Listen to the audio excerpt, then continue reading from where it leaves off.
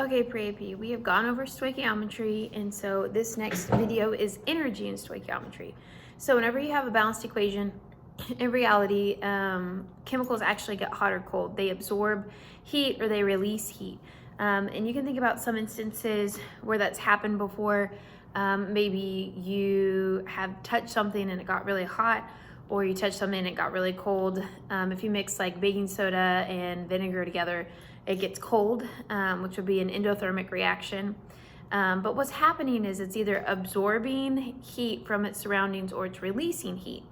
Another great example of that is like phase changes. So if you think about like ice, ice melting into water, it's absorbing that heat. And so, or you're releasing heat whenever you do one or the other. So from going from ice to water or water to ice. But either way, that being said, chemical reactions actually also have one more component, and that would be heat or energy. And so we're going to learn how to do some problems with that. One of the things that we need to know is we have moles, and moles connects everything. And so we have a mole to energy ratio. And so we're going to introduce that. And all it is the ratio of moles to energy in a chemical reaction. Just like a mole to mole ratio is the moles of one thing to moles of another.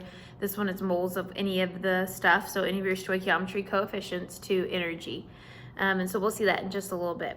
But anyway, energy is written in chemical equations. We haven't seen that yet, but we'll start to see it. We have something that we represent it by as far as what we talk about, and it's delta H, which is enthalpy. So that looks like this, delta H. This is enthalpy. And so enthalpy is going to be the heat of the reaction. So it's the quantity of the energy that is happening. So we have, so delta is just like the change. So the change in energy essentially is what's going on. And that's your enthalpy. And so I can ask you what the enthalpy is of the reaction or whatever. We also have something called an activation energy. So every single reaction we ever have requires energy to make it happen. And you'll see a diagram of that in the notes, and I'll talk about that with the PowerPoint. I can't really show it on here. So we have two different types of reactions. We have endothermic, which means that heat is absorbed. So it appears as a reactant. And you'll see what that looks like in a second, but just know endothermic is heat is absorbed and it appears as a reactant. And so those are the things that feel colder at the end. And then exothermic is going to be the exact opposite. So exothermic heat is released, it is a product, and it gets hotter. So they're opposites of each other. And so we have exothermic and endothermic. Delta H for them is also going to be opposite. For endothermic, delta H is positive. For exothermic, delta H is negative. And so that's important to know. And so then we have examples. And so I'm going to write a problem on the board, and we're going to talk about what it is and why. And so this is in your notes, so don't freak out. So we have sodium oxide, Na2O, is reacting with water, and it's going to form sodium hydroxide, and it has energy, so 215.76 kilojoules. Okay, so you can see this. So the units for heat are going to be either joules or kilojoules, which we've learned about kilos. So remember in the King Henry died. So if I have kilo, hecto, deca, and then my base unit, in this case my base unit would be joules. So kilo is just 1,000 joules is what it is.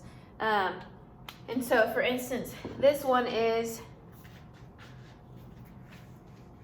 right now this one's 215, so it's 215.76 kilojoules, or it could be 1760 joules. That's all it's saying, so it's just to the thousands.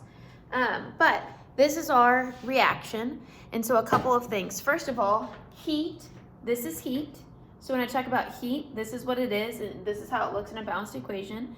And so this problem, since heat is a product, is an exothermic reaction, which means that this value for delta H, this is just the value for delta H, but it is a negative, okay? And so then this also means that heat was released, so we can see it's released. It's a product, it's exothermic, and this reaction will get hot. If you feel it or if you have a thermometer in there, it's gonna get hot. And so then our delta H is negative.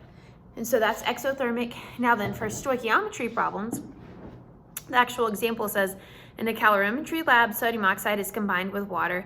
Compute the heat released in the formation of 1.99 grams of sodium hydroxide, endothermic or exothermic. And so now we're gonna compute the heat. And so what that means is how much heat is released. So again, just a normal stoic problem. So I'm gonna erase the other stuff underneath. And we're gonna start with our given, which is 1.99 grams of sodium hydroxide. And then we're gonna figure out how much heat it is. So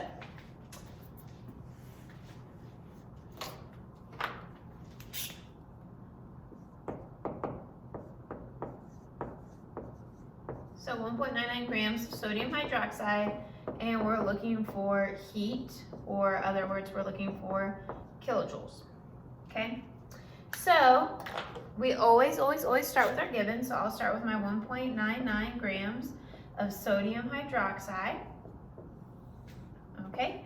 And then I'm going to take the molar mass, because we're in grams, I'm going to take the molar mass of sodium hydroxide, which is, because I should have already had this calculated, 22.99. So it's 39.99. So 39.99 grams per mole sodium hydroxide.